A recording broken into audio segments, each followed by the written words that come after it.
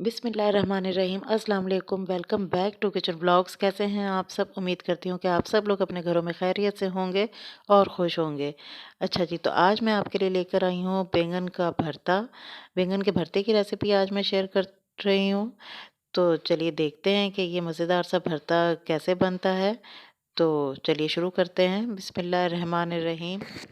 अच्छा जी, बैंगन का भरता बनाने के लिए मैंने ले लिए हैं 1 किलो बैंगन और इसे अच्छी तरह से वॉश कर लिया है और अच्छी तरह से इत्मीनान कर लें कि इसमें कीड़ा ना हो, कोई सुराख वगैरह ना हो, तो चेक कर लेना चाहिए, अच्छा होता है।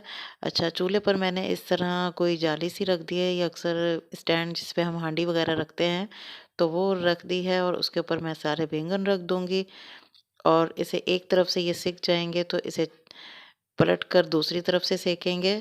आहिस्ता-आहिस्ता करके इसे सारी तरफ से हम सेक लेंगे। मुझे स्टैंड पे मुश्किल हो रही थी, ज़रा बैंगन गिर रहे थे तो मैं इसे डायरेक्ट अब चूल्हे पर सेक रही हूँ, तो इस तरह बहुत आसान रहता है। मैंने सारे चूल्हों पर रख दिए हैं 2-3 बैंगन, तो ये सारे एक ही टाइम पे हो जाएँगे। मकसद इसका हमने छिलका जलाना है, ये देखें, इसका ये छिलका जल गया है और ये अंदर तक गल गया है। बस इस तरह हमने सारे बैंगन को सेकना है आग पर रखकर। तो ये तैयार हो गए मेरे। अब इधर मैंने चूल्हे पर कढ़ाई रख दी है और इसमें हाफ़ कप ऑयल डाल दिया है। ऑयल गरम हो जाएगा तो फिर इसमें दूसरी चीज़ें ऐड करेंगे। ये देखें जी, ये सारे बैंगन तैयार हो गए हैं और सारों का छिलका जल गया है और बड़ी अच्छी सी खुशबू आ रही है किचन से बैंगन के सेकने की। अच्छा जी, यहाँ मैंने ले लिया है 1 टीस्पून ज़ीरा और 4 से 5 हरी मिर्चें थी।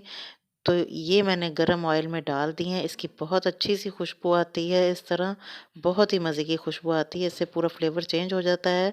और 1-1 चम्मच मैंने चॉप्ड अदरक लहसुन लिया है, पेस्ट नहीं बनाया है, इसको भी चॉप्ड किया है, इसकी भी बहुत अच्छी खुशबू है। अब इसे 2 से 3 मिनट इसमें भूनना है ताकि इसका कच्चापन दूर हो जाए। तो अब मैंने इसमें 2 मीडियम साइज़ के प्याज़ थे, वो स्लाइस करके काट डाल दिए हैं। तो प्याज़ बैंगन के भरते में बहुत अच्छे रहते हैं, इसलिए थोड़े ज़्यादा जाते हैं। 3 से 4 मिनट मैंने प्याज़ पकाया है, प्याज़ का कलर चेंज हो गया तो इसमें 1 टमाटर डाल दिया। अब टमाटर को हम ज़रा थोड़ा नरम करेंगे। 2 चम्मच मैंने इसमें नमक के डाले हैं, आप अपने टेस्ट के अकॉर्डिंग ऐड कीजिएगा। और 1 चम्मच मैंने पिसा हुआ धनिया डाला है, धनिया पाउडर, और आधा चम्मच मैंने इसमें हल्दी पाउडर डाला है और आधा चम्मच ही मैंने इसमें गरम मसाला पाउडर डाल रही हूँ। अच्छा, इसमें मैंने 1.5 से 2 चम्मच चाय के छोटे वाले लाल मिर्च भी डाली थी, वो स्किप हो गया है सीन, तो आप इसमें अपने टेस्ट के अकॉर्डिंग ऐड कर लीजिएगा रेड चिली पाउडर।